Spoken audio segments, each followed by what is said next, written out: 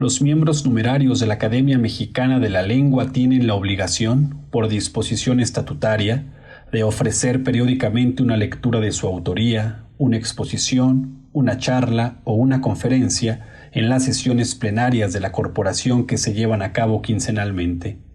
A mediados del año en curso, dichas lecturas dejaron de ser privadas y adquirieron un carácter público, con el propósito de cumplir de mejor manera su función de difundir el conocimiento, no nada más de carácter lingüístico, sino de la cultura en beneficio de la sociedad. La Academia Mexicana de la Lengua es una entidad plural integrada no solo por escritores, lingüistas o filólogos, sino también por filósofos, historiadores, abogados, científicos, médicos, arqueólogos, artistas, etc.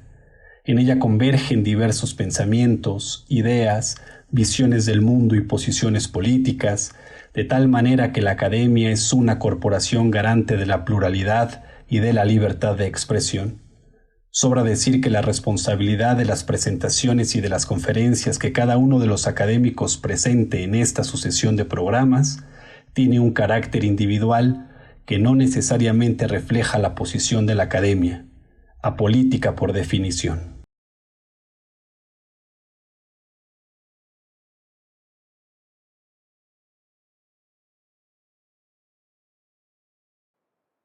La gastronomía, y en su expresión más simple, la comida, no podemos olvidar que es algo culturalmente identitario.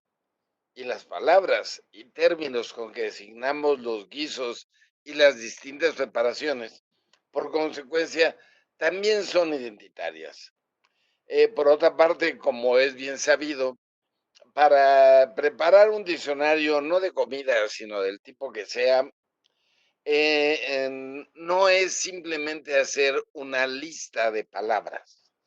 Lo que tenemos que hacer es aplicar, pero obviamente, técnicas lexicográficas, sin olvidar que lo que básicamente pretende la lexicografía es simple y llanamente recopilar y describir formas léxicas, palabras, expresiones, locuciones, centradas en una lengua particular o en un lenguaje concreto. Entonces, como es evidente, la lexicografía es una disciplina instrumental que permite en los diccionarios proporcionar adecuadamente informaciones de distinto tipo. Esos datos pueden ser etimológicos, categoriales, gramaticales, combinatorios, semánticos, contextuales de cada una de las entradas enlistadas. Sin embargo, el trabajo lexicográfico también implica una reflexión teórica, lingüística y cultural más compleja que el simple problema de cómo ordenar las palabras, cómo recopilarlas. La respuesta no siempre es fácil con respecto a las palabras incluidas y a la información que proporcionan las definiciones de los términos y su relación con los diferentes contextos en los cuales se usan las palabras. Las siguientes reflexiones surgen de una aproximación a la preparación del Diccionario de Mexicanismos de la Academia Mexicana de la Lengua. Y ya que este es el corpus de trabajo de estas reflexiones, lo primero que hay que tener claro es qué es un mexicanismo, para lo cual sigo lo que adecuadamente nos ha dicho Concepción Compani.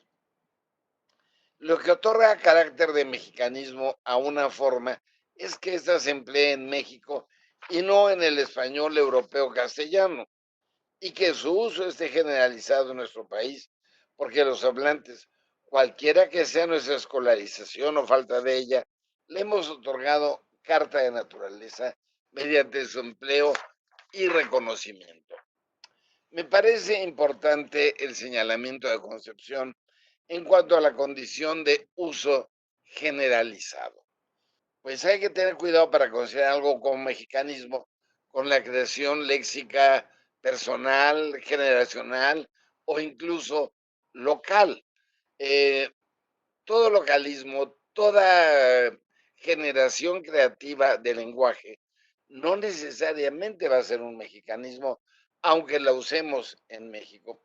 Muchas veces esto puede ser circunstancial exclusivamente, pero tampoco se puede considerar como mexicanismo, por muy general que esté en nuestro medio, aquellos términos que son transparentes en su significado y que derivan de la construcción y estructura naturales de la lengua española. Por otra parte, también hay que tener en cuenta cuando estamos haciendo esta recopilación de términos, que el diccionario de mexicanismos se tipifica como un diccionario contrastivo o diferencial y por lo tanto solo consigna las voces o excepciones que no existen en el español peninsular castellano o, en los menos casos, que tienen una mucho mayor frecuencia de empleo general y cotidiano en México. Eso excluye aquellos términos que, aunque se usan en México, pertenecen a lo que se llama español general y que muchas veces pueden haber surgido en México, pero que se han difundido ampliamente por el universo hispanohablante. Así, hoy en día, no podríamos considerar un mexicanismo aguacate o chocolate, puesto que ya forman parte del español general e inclusive términos como chocolate están presentes en otras lenguas. Las diferencias en el léxico registrado en el diccionario de mexicanismos entre el uso de aquellos términos en México y el uso en otros países es muy variado. Ejemplo de ello es que por un lado tenemos términos que son iguales a los usados en el español europeo, pero que en México ha cambiado su referente, aunque este pueda seguir perteneciendo al mismo ámbito, tipo de cosas, género o incluso campo semántico. Por otro lado, están aquellos términos aplicados a referentes que son propios de México, pero que la misma palabra se usa en España para otros referentes, a veces radicalmente diferentes. Ese término en México tiene variantes y en el español peninsular no. Finalmente tenemos aquellos que, aunque son mexicanismos, tienen un uso supranacional. Esto es, que no pertenecen al español general, aunque se usan, por ejemplo, en buena parte del continente americano para el mismo referente.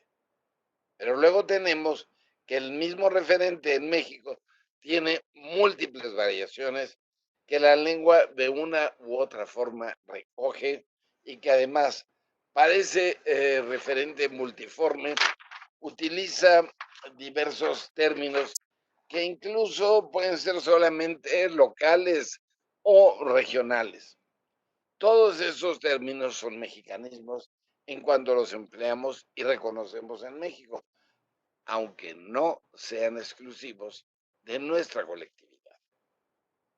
Las siguientes reflexiones se derivan de un acercamiento a un campo de referencia muy concreto, la comida. ¿Por qué la comida? Porque la comida es algo que, como dije al principio, es identitario. Somos lo que comemos, pero también somos como le decimos a lo que comemos. En ese sentido, no hay que olvidar que el comportamiento gastronómico de los integrantes de una colectividad o su reflejo en la creación lingüística, léxica, artística o literaria es el resultado de una actitud consciente o no ante la comida, determinada por presupuestos históricos, sociales, religiosos o ideológicos. Pues este comportamiento también va a estar determinado por multitud de elementos medioambientales, económicos, políticos, sociales o derivados de la evolución de la propia tradición culinaria, con múltiples elementos y variaciones regionales que adaptan lo que se come a lo que se encuentra. Algunos estudiosos de la tradición gastronómica, como Ladero Quesada, han dicho que a través de la alimentación se manifiestan incluso desigualdades sociales, distinciones de edad, sexo, de dedicación laboral, de tipo regional. La alimentación presenta, además, formas específicas a través de las que se manifiestan identidades culturales, aspiraciones o tabúes religiosos. Para elaborar esta aproximación a algunos mexicanismos y reflexionar sobre ellos, he escogido tres términos que designan alimentos totalmente habituales en México y con una amplia distribución geográfica nacional y americana. Estos términos son mollete, taco y tamal. Y también habría que recordar que, por ejemplo, este último término, tamal, tiene un origen náhuatl, tamali, envuelto. Así que reflexionemos un poco sobre estos términos y lo más que podemos decir es buen provecho. El primer problema en el ámbito que nos ocupa de los diccionarios es la necesidad que tenemos de definir el significado de una palabra. La palabra que queremos nosotros registrar y cuya definición tiene que corresponder lo más directa y claramente a su referente en la realidad. Y además que esta definición pueda ser comprensible para todos y que gracias a ella el objeto de referencia pueda ser identificado por aquel que no lo conozca. O sea, la definición tiene que ser mucho más transparente que el término, porque quien acude al diccionario, por lo general, lo que busca es el significado de la palabra. ¿Sí? A propósito de definiciones, me gustaría recordar aquí el problema que tuvo el cronista de Indias, Fernández de Oviedo, cuando trató de explicar, esto es, de definir un elemento del Nuevo Mundo, un elemento americano, lo que era la piña. Hoy fruta habitual para nosotros. La utilizamos y su sabor, su presencia, su olor, su apariencia es perfectamente habitual. Pero para Fernández de Oviedo, el objeto era desconocido y por lo tanto la palabra que definía al objeto también, y no solo para él, sino para sus contemporáneos. Pues el término con el que se identificaba esta fruta, el guaraní, naná, o su vehículo de introducción en el ámbito europeo, el portugués ananás, no significaba nada para los lectores del cronista. Y por eso tuvo que recurrir a palabras y diversas asociaciones y comparaciones con frutos conocidos por sus receptores. Así, Fernández de Oviedo nos dice esto que resulta muy interesante. ¿El cual nombre de piñas le pusieron los cristianos? Porque lo parecen en alguna manera, puesto que estas son más hermosas y no tienen aquella rugosidad de las piñas de piñones de Castilla, porque aquellas son de madera o cuasi, y estas otras se cortan a cuchillo, como un melón, o tajadas redondas mejor, quitándoles primero aquella cáscara que está a manera de unas escamas relevadas que las hacen parecer piñas, pero no se abren ni dividen por aquellas junturas de las escamas como las de los piñones. Nos dice lo que es, a lo que se parece y cómo no es totalmente el parecido. Más adelante dice, y aún en mi parecer, más propio nombre sería decirla alcachofa, habiendo respecto al cardo de espinos en que nace, aunque parece más piña que alcachofa, ¿verdad? Que no se parte total de ser alcachofa. Y a propósito de su sabor y aromas frutales, hoy tan particulares e inconfundibles y por tanto plenamente identificables para nosotros, su sabor más puntual es al melocotón. y huele juntamente como durazno en membrillo. Mas ese sabor tiene la piña mezclando con una mixtión de moscatel y por lo tanto es de mejor sabor que los melocotones. Todo esto para definirnos y describirnos lo que es la piña. Así, Oviedo, para tratar de definir una fruta desconocida para sus lectores, se tiene que remitir a otras 7: los piñones, melones, alcachofas, melocotones, duraznos y membrillos, además del licor dulce de uva moscatel. Y hoy en día, tan simple que es decir, huele como a piña, sabe como a piña, es de piña. Otro problema es que ante términos que corresponden a referentes con múltiples variantes, para definir la palabra, no es conveniente recurrir al detalle ni a elementos menores, sino tratar de determinar lo que es constante. Pero al hacer esto se corre el riesgo de no definir el referente, esto es el objeto, la acción o situación, sino solamente uno de sus elementos o aquel elemento compositivo constante. En este sentido, por el campo que hemos escogido, aparece otra dificultad, pues los términos seleccionados no tienen un referente único o específico, sino que son genéricos. Y los alimentos a los que hace referencia tienen múltiples realizaciones que son variantes regionales.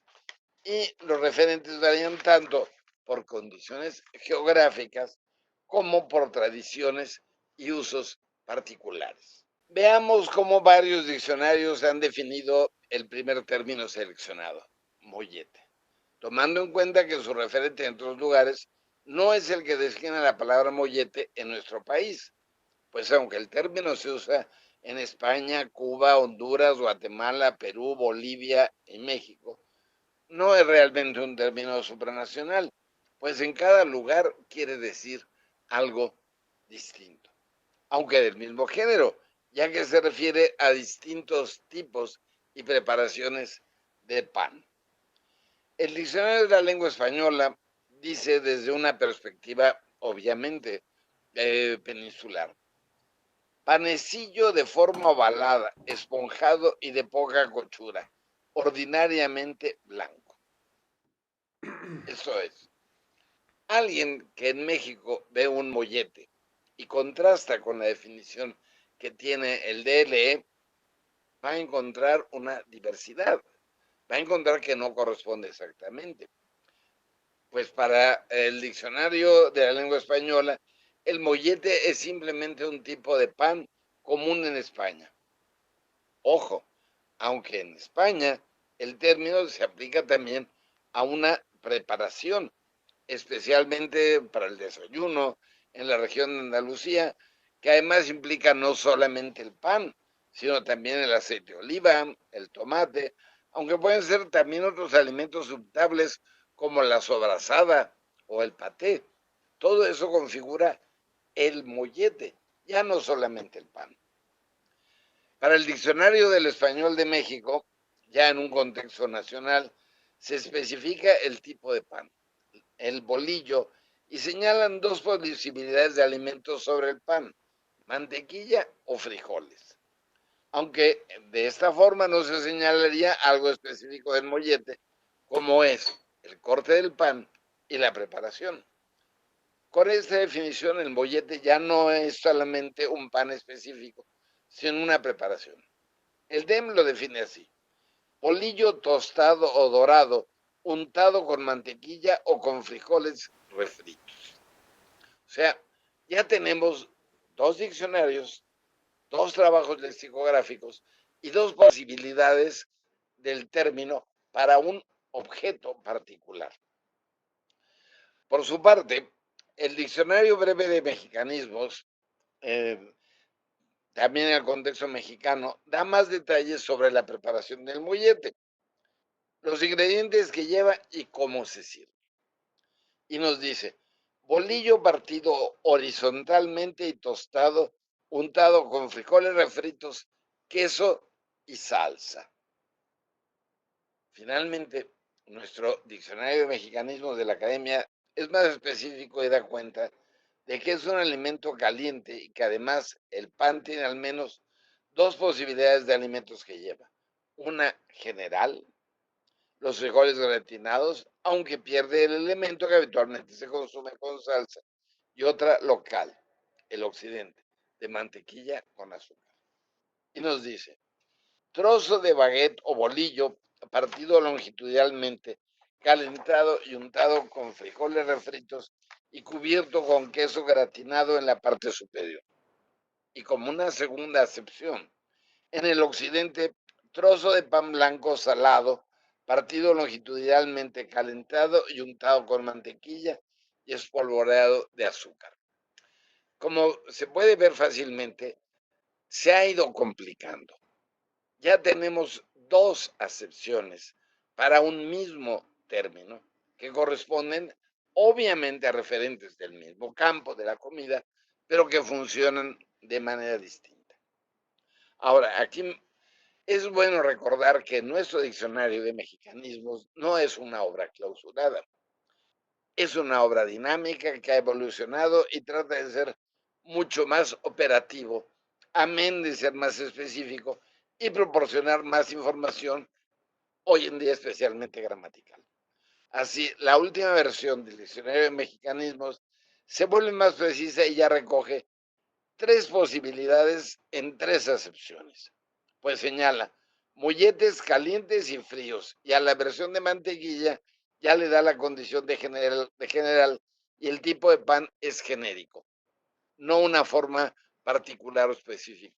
Vean cómo se ha ido alejando de la primera definición del diccionario de la lengua, que ubicaba como mollete exclusivamente un tipo de pan. Y así nos detalla la salsa, por más que en la Ciudad de México sea el famoso pico de gallo, de tomate, cebolla, chile serrano y cilantro en trozos, que en sentido estricto no es una salsa, pues no es líquida, sino más bien una ensalada picada. Así nos dice sobre mollete el diccionario de mexicanismos. Pan blanco partido longitudinalmente, untado con frijoles, cubierto de queso que se gratina al horno y se sirve con alguna salsa. Segunda acepción, pan blanco partido longitudinalmente, untado con frijoles y cubierto de queso blanco desmenuzado. Se sirve frío, completamente distinto al anterior. O pan blanco partido longitudinalmente, untado con mantequilla, espolvorado de azúcar y tostado. Así, aunque los referentes son varios, el término en cuestión es único. Esta es la complejidad que nos dan los términos cuando tratamos de situarlos en su contexto y en un referente, como en este caso, nacional. Pasemos ahora a otro término que nos genera otro tipo de reflexiones y problemas. Taco. Uno podría decir que hay más mexicano que un taco. Pero, ¿qué es un taco? El diccionario de la lengua española lo hace con razón, como típico de México, y lo define de la manera más general y tomando como base uno de sus elementos más comunes. Es la tortilla enrollada. Ojo, con esto deja fuera muchos referentes que en México son identificados como tacos. No hay que olvidar que el término en España y también en México se aplica además a otros referentes, sean gastronómicos o no. Es inútil mencionar los tacos de los zapatos o el taco de billar. La décima acepción de la palabra taco en el diccionario de la lengua española dice tortilla de maíz enrollada con un alimento dentro, típica de México.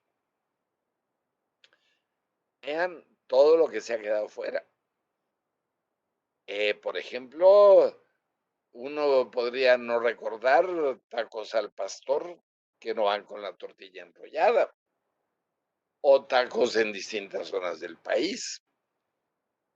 Por su parte, el Diccionario del Español de México propone una definición mucho más amplia en la forma y específica del alimento que se añade a la tortilla.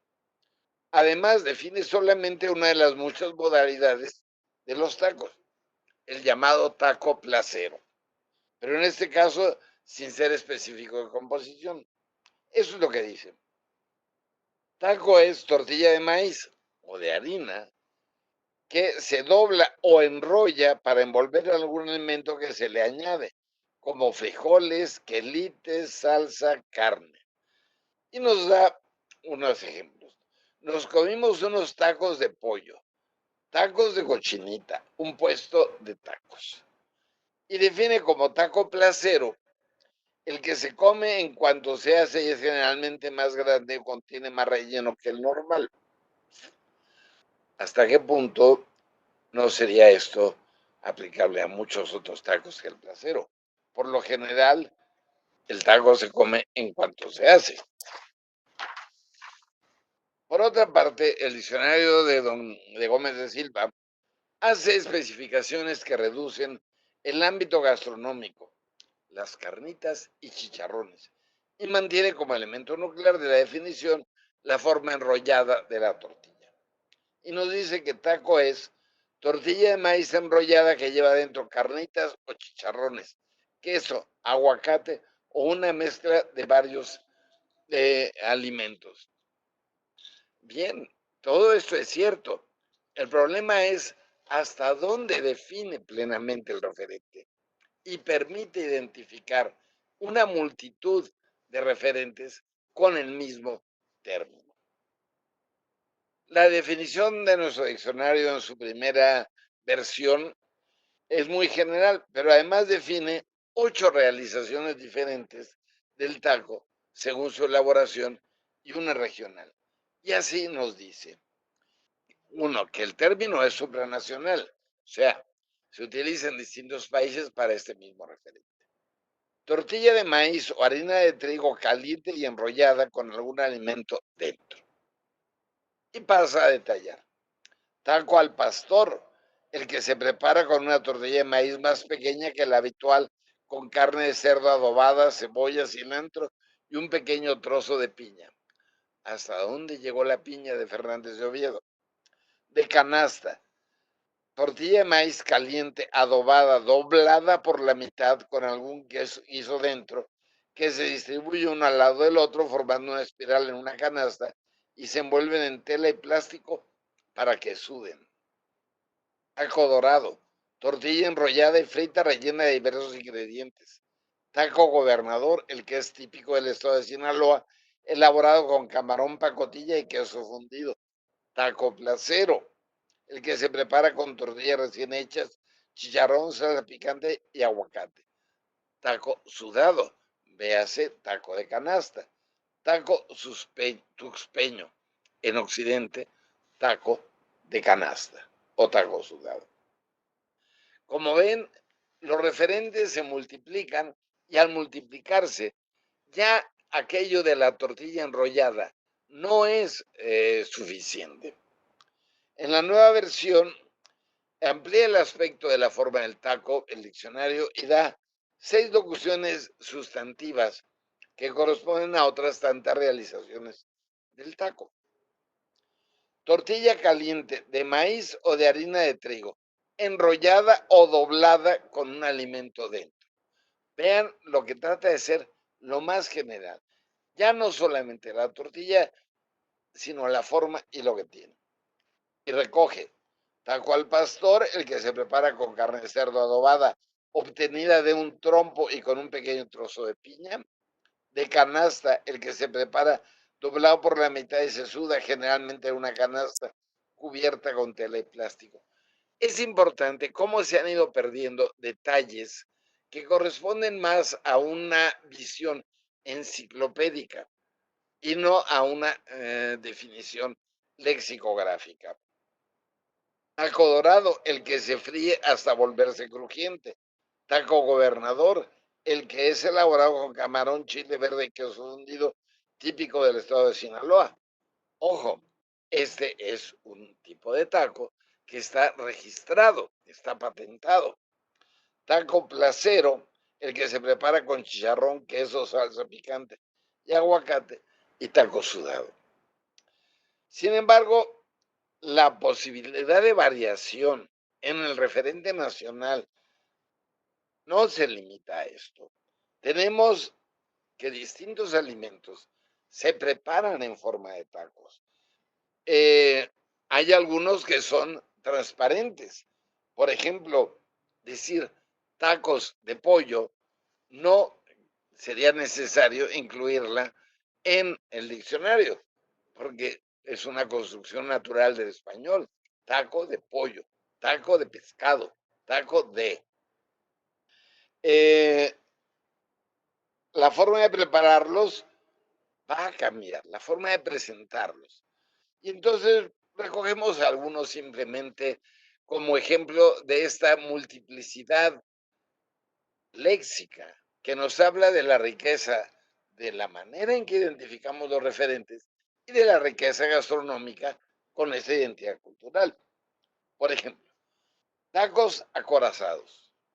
Cuenta la tradición que fueron creados en Cuautla, Morelos, casi al momento de la revolución, hacia 1908, que llevan arroz a la mexicana, huevo cocido, chile relleno, puede ser de bistec, de milanesa, de cecina, y que queda abultado y por lo tanto requiere de doble tortilla. Es acorazado, pero ese es un taco doblado, no enrollado. Tacos ahogados, eso es típico de la tradición gastronómica de Jalisco. Tortas ahogadas, pues tacos ahogados, de carne de cerdo, queso, cubiertos con una salsa ligera de chile y de frijoles, de tomate. En ocasiones se dora la tortilla para que no se deshaga con la salsa. Es un taco enrollado. Los ya conocidos tacos sudados, que en Occidente se llaman tacos tuxpeños, de chicharrón, papa, adobo o frijol. No llevan otros elementos. Es distinto de los tacos habituales. Taco caramelo, típico de Sonora, que se hace en una tortilla de harina de trigo grande, una tortilla sobaquera con carne de res, queso y chile verde.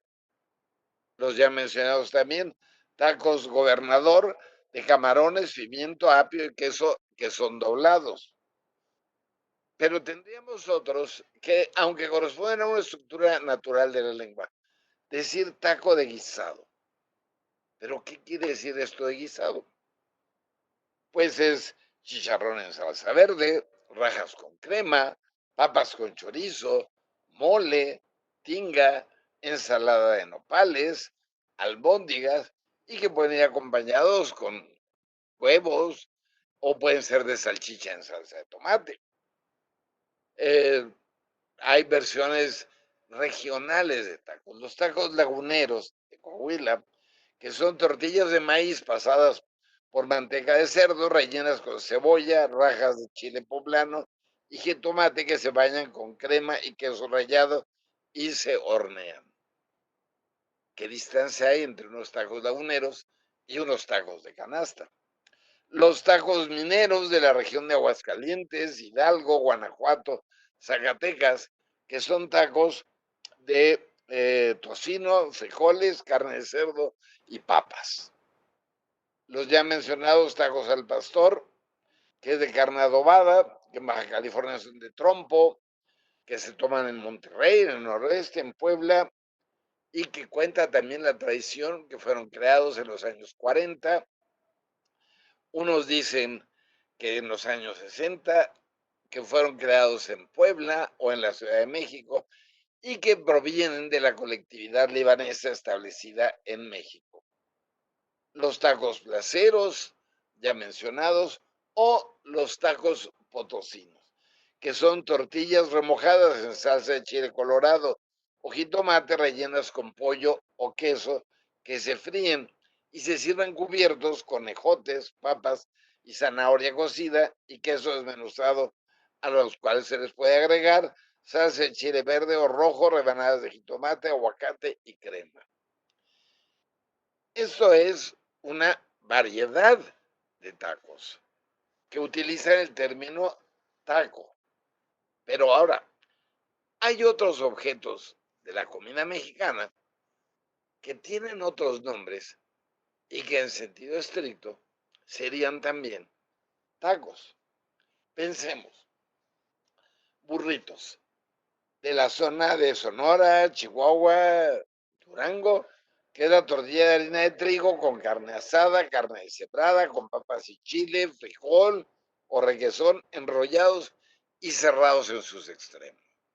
Se les llama burritos, pero si los definimos podría corresponder a lo que se ha definido como taco.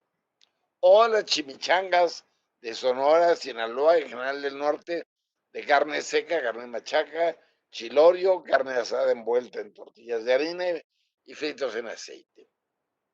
Las dobladas, tortillas de maíz o trigo fritas en aceite rellenas de papa, carne, frijoles, sesos. Las flautas, más largas que los tacos habituales, dorados, rellenos por lo general de pollo o barbacoa, carne res o papa, que se acompañan de crema, salsa picante, queso, que son enrollados. Las lorenzas de Sonora, que son tortillas tostadas con carne asada y queso, servidas con aguacate y salsa. O los papazules de Yucatán, Campeche y Quintana Roo, que son tortillas de maíz rellenas de huevo cocido, bañadas con una salsa verde de pepitas de calabaza y con otra roja de tomate y chile, que son enrollados y salseados. Otro elemento que hay que tomar en cuenta al definir es que en ocasiones, al indicar la materia o el contenido de los tacos, implica una forma de prepararlos y una especificidad, pues no hay tacos de pollo al vapor, ni tacos de cabeza fritos. También los tacos colorados indican no solamente un color, sino un relleno específico y una preparación particular. Simplemente recuerdo aquí tres términos que nos ubican más allá de lo que es el ingrediente, aunque sea el que incluye la expresión. Tacos de cabeza. Son tortillas de maíz que se rellenan de trompa, cachete, lengua, paladar, sesos, ojo de la cabeza de res. Se dice que son originarios de la región del Bajío. La carne se cuece al vapor, las tortillas se calientan en la misma vaporera y se acompañan con cilantro y cebolla picados y jugo de limón. La salsa verde martajada es la que más se utiliza. Esto es algo que implica una forma de preparación. Los tacos de pollo son tacos de pollo cocido y deshebrado en tortilla de maíz. Pero si a uno no le dan el taco de pollo frito, le parece que lo han medio engañado. Que se sirven además con crema, salsa, queso o incluso lechuga picada. Y los tacos colorados de Zacatecas y San Luis Potosí, que son las tortillas de maíz pasadas por manteca de cerdo, rellenas de chorizo o queso fresco y bañadas en una salsa de chile colorado mezclada con salsa verde, que se acompañan de papas, zanahorias, de ejotes cocidos y sofritos. Esto nos muestra la multiplicidad terminológica, la multiplicidad de referentes y las posibilidades de creación, sea por simples términos, sea por expresiones, incluso por locuciones que nos dan un patrimonio identitario a partir de lo que es la comida y sus referentes. Veamos ahora un término mucho más complejo, tamal. Es más complejo tanto por la amplitud de su dispersión geográfica como por la variedad de referentes, lo cual aumenta el número de términos relacionados. Sin ser exhaustivo de México, hemos localizado en nuestro país más de 30 locuciones con el término tamal y un elemento de especificación y otros 30 nombres distintos de tamal para indicar preparaciones que son tamales. También a todos nos ha pasado, si uno está en algún país de Sudamérica o Centroamérica, que lo pueden invitar a comer algo típico del lugar. Y al decir típico, se está queriendo decir identitario. Y lo que le dan es tamales. Y esto lo mismo nos puede pasar en el norte de Argentina, en Colombia, en Perú, en Centroamérica. Así, la palabra tamal, de origen náhuatl, referida a una preparación básicamente de masa de maíz envuelta en hojas y cocida al vapor, se utiliza en Argentina, Colombia, Bolivia, Perú, Ecuador, Cuba, Costa Rica, El Salvador, Guatemala, Honduras, Nicaragua, Panamá, obviamente Estados Unidos y México. O sea, podríamos decir que aquí sí se trata de un mexicanismo, término de origen náhuatl, supranacional. Esto no quiere decir que en cada uno de esos lugares solamente se le llame tamal. En ocasiones se habla o se utilizan otros términos.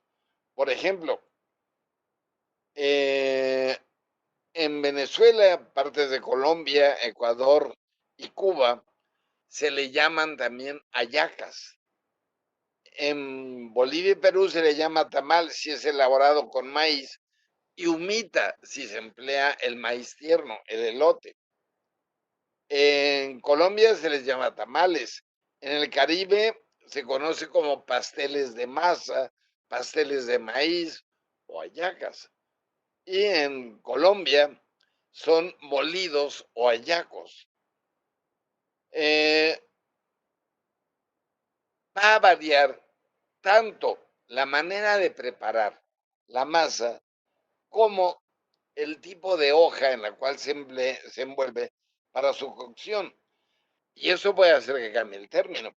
En Ecuador se le llama tamal al que está envuelto en hoja de plátano, de bijao o achira, y humitas si están envueltas en hojas de maíz, lo cual no sucede en México. En Chile hay una preparación similar con maíz a la que se le llama humitas. E incluso en Brasil se utilizan las pamuñas, que pueden ser dulces, y están elaboradas con una masa de elote con leche y azúcar sin relleno y envueltas en hojas de maíz. En México se utilizan distintos nombres para el tamal y sus variantes regionales. Si nosotros encontramos términos como bulilujá, canarios, chachaguá, chamitles, chanchamitos, chapatas, churicurindas, corundas, cuacané, maneas, nacatamales, pata de burro, pata de mula, pibipollos, pictes, pulacles, sobilchay, uchepos, vaporcitos, socos, chocotamales o zacahuiles. Todos esos términos tienen como referente un mismo objeto, el tamal.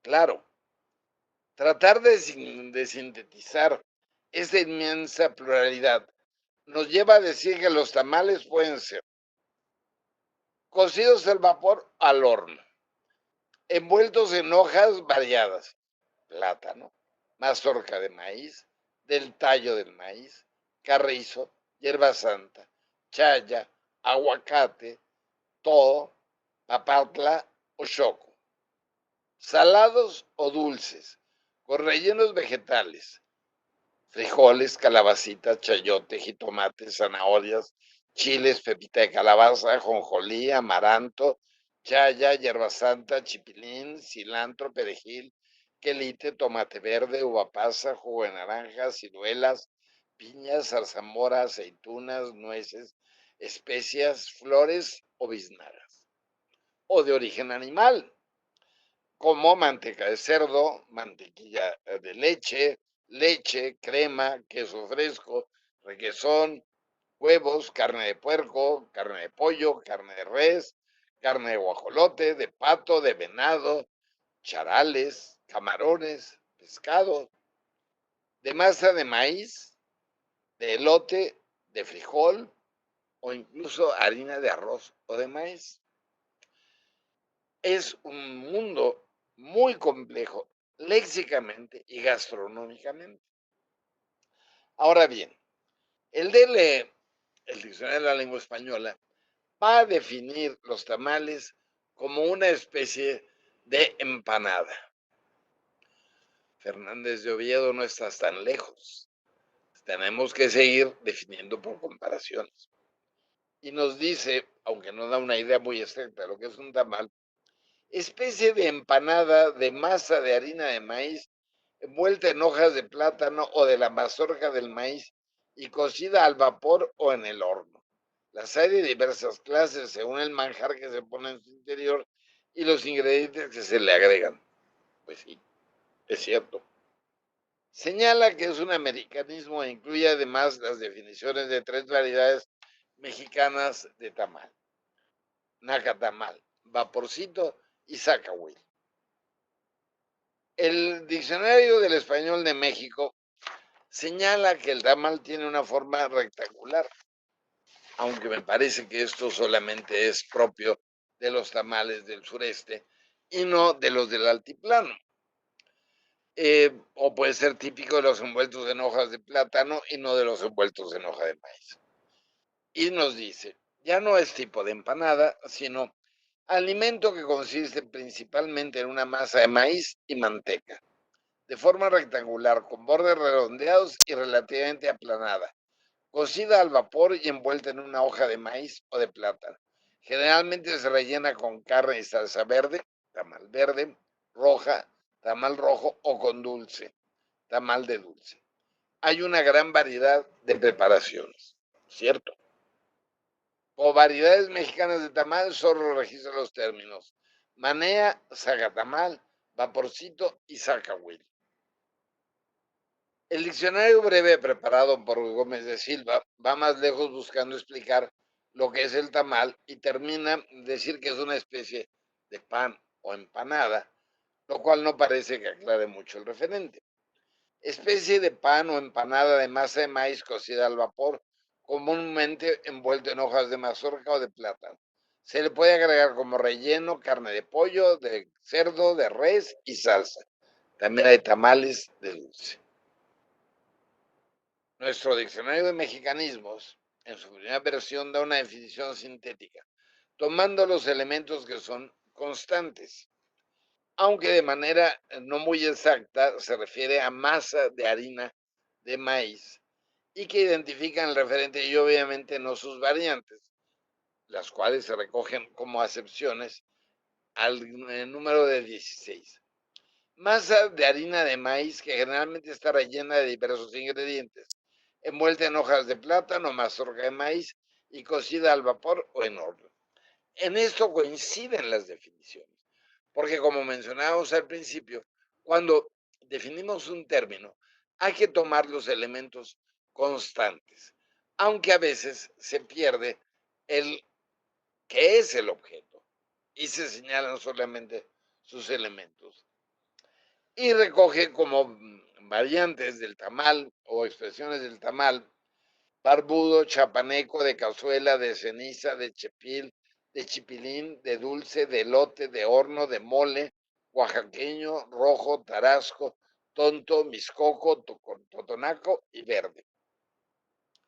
Ahora, en nuestra nueva versión ya no se habla de harina de maíz, sino puntualiza que es masa. Esto es maíz nixtamalizado con agua y cal o ceniza, molido en húmedo, que es la diferencia con respecto a la harina, que es molienda en seco. Y dice, alimento hecho de masa de maíz nixtamalizado, generalmente rellena de algún ingrediente, envuelta en hojas de maíz, de plátano o de alguna otra planta y cocida al vapor o al horno. Se han tomado los elementos constantes, pero se ha ampliado sus posibles referentes. No se ha cerrado. Y las 19 variantes se retomado por sus componentes, los ingredientes que se agregan, la manera de preparación o la proveniencia.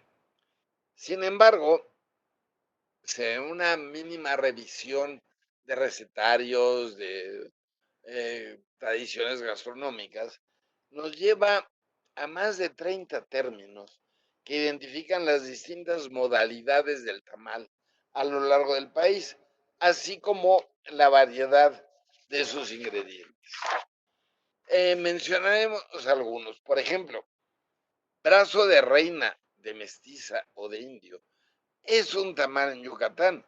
Es un tamal de gran tamaño, envuelto en hojas de chaya. Además, la hoja de chaya puede ir picada y revuelta con la masa, que lleva huevos cocidos y pepitas de calabaza entera, que se suele freír después de cocido y servir en rodajas con salsa de tomate. Es un tamal, aunque suene a otro. Canané, tamal de masa de maíz en Chiapas.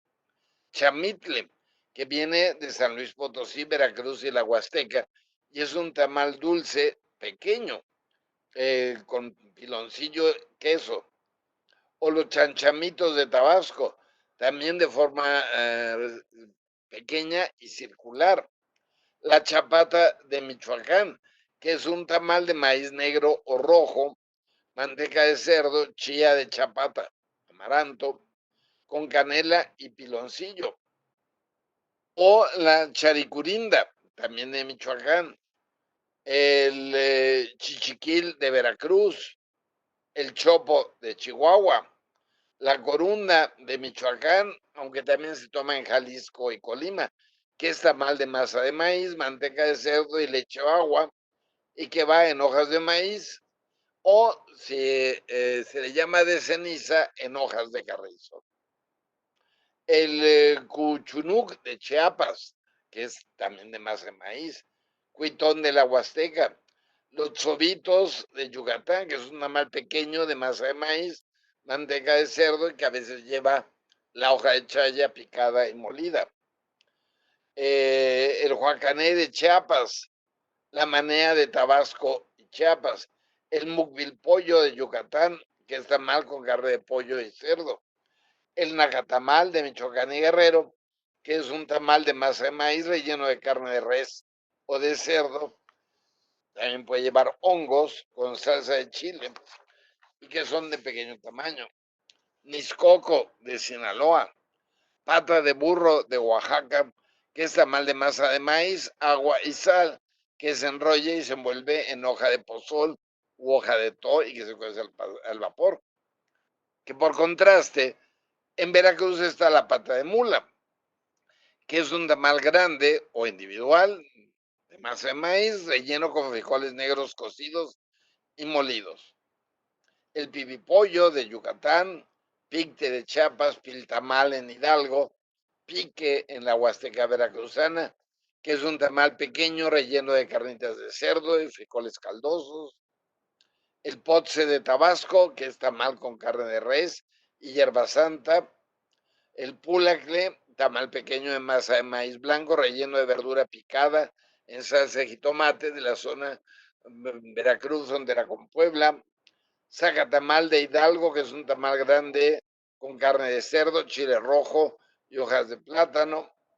Tatoyo de Sinaloa, toro pinto de Chiapas, los famosos uchepos de Tierra Caliente, que se toman en la zona de Tierra Caliente de Michoacán, Guerrero, Guanajuato, San Luis Potosí, que es un tamal de maíz tierno, al cual en ocasiones se le agrega leche y azúcar, y va en hojas de lote y son pequeños. Los vaporcitos, término identitario de la península de Yucatán, que es una especie de tamal pequeño, masa de maíz, frijoles pelón o nuevo, y manteca de cerdo y pollo desmenuzado, que se hace en hoja de plátano al vapor y se sirve con salsa caliente de jitomate. Hay vaporcito colorado con achote y carne y vaporcito horneado.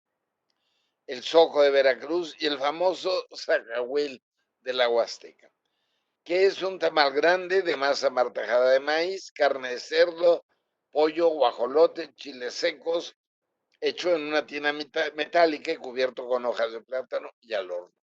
Es un tamal de gran tamaño, pues puede llegar a pesar 50 kilos. Y el sumuque, que es un tamal de sobras de masa a las que se le añade carne en hojas de plátano al vapor. Todos estos son tamales, aunque no son nombrados como tamales. Y en cambio tenemos también una gran cantidad de términos en el cual se adjetiva el término tamal para indicarnos preparación, ingredientes, proveniencia, aspecto, y que nos da también esta riqueza de los términos. Así tenemos el tamal barbudo de Sinaloa, que es de masa de maíz, manteca de cerdo, chile chipotle, con camarones enteros, que se les deja las antenas y de ahí el nombre de tamal barbudo. El tamal canario de Michoacán y Querétaro, que es un tamal pequeño con harina de arroz, mantequilla, azúcar, yema de huevo y pasas, envuelto en hoja de maíz. De ahí el canario es por el color que adquiere. Tamal chapaneco, simplemente el tamal más habitual en la zona de Chiapas. Tamal costeño de Veracruz, Oaxaca, de Tehuantepec. Tamal colado, y aquí no es la proveniencia, sino el procedimiento. Es un tamal que se cuela para que la masa sea mucho más fina. Es masa de maíz colada con manteca de cerdo y carne de guajolote, pollo, pato, hoja de plátano al vapor que se sirve con una salsa roja acompañada de orégano, comino, achote y ajo.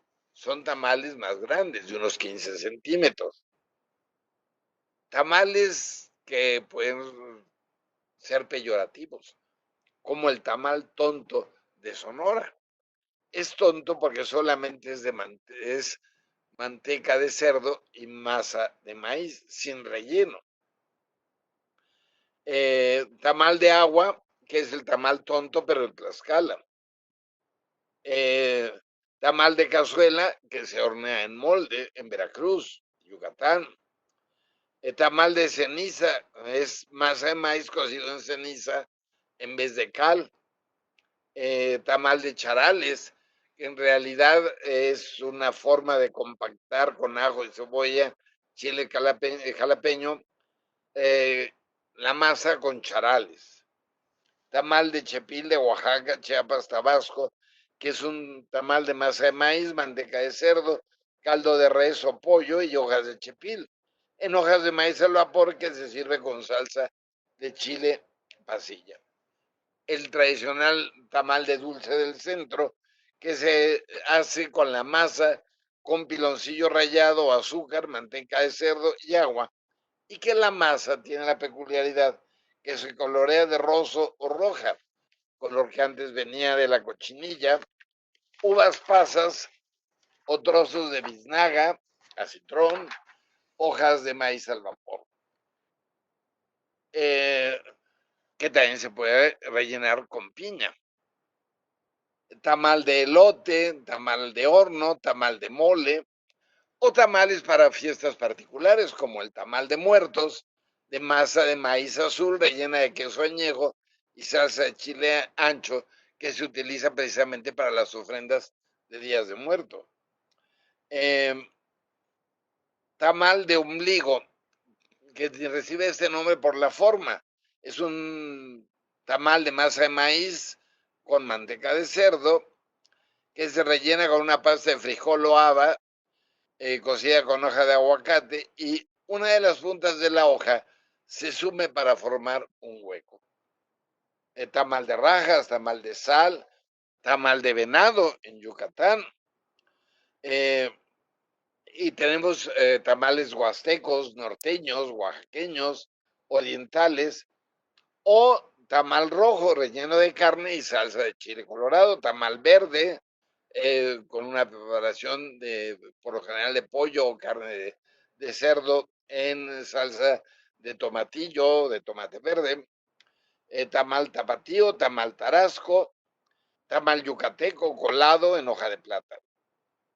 Sin embargo, con todos estos términos, hay que tener cuidado en el momento de integrarlos en un diccionario de mexicanismos, pues algunos, independientemente de lo identitario que pueda ser el mole o el referente al que hace alusión su nombre, la apariencia, el color, que sea transparente o no, hacen que no son en realidad mexicanismos. Decir tamal de venado no es un mexicanismo, por mucho que sea patrimonio cultural de Yucatán. ¿Cómo decir tamal de pollo? Sí. O sea, el español es la construcción natural que tiene. Si decimos tamal de sal, no va a ser un tamal dulce, ¿sí? Creo que cuando hablamos de patrimonio cultural o de elementos identitarios, es importante el registro amplio de las distintas variantes léxicas que reflejan contenidos sociales, culturales, regionales.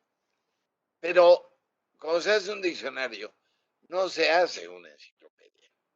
No se trata de registrar todos los tipos de tamal que hay en un país, sino aquellos que léxicamente nos están dando palabras particulares. Por lo tanto, hay un problema de definición de una identidad multiforme y por tanto multicultural, en la cual tiene una gran importancia la lengua. No hay que olvidar, y cito nuevamente a Concepción, que identidad es el conjunto de rasgos propios de un individuo o de una colectividad que los caracteriza frente a los demás. Y la conciencia que una persona tiene de ser ella misma y distinta de los demás. Desde mi punto de vista, la identidad la construimos todos, cualquiera que sea nuestra escolarización o lugar de vida y en la sociedad, hagamos o no una construcción o una reflexión de ella. En este sentido, el ordenamiento de mexicanismos con amplia información de distinto tipo profundiza en la definición de una identidad en el contexto amplio y multicultural del ámbito hispánico, a partir de algo que es tan entrañable y tan cercano como la comida. En este caso, bolletes, tacos y tamales. Gracias.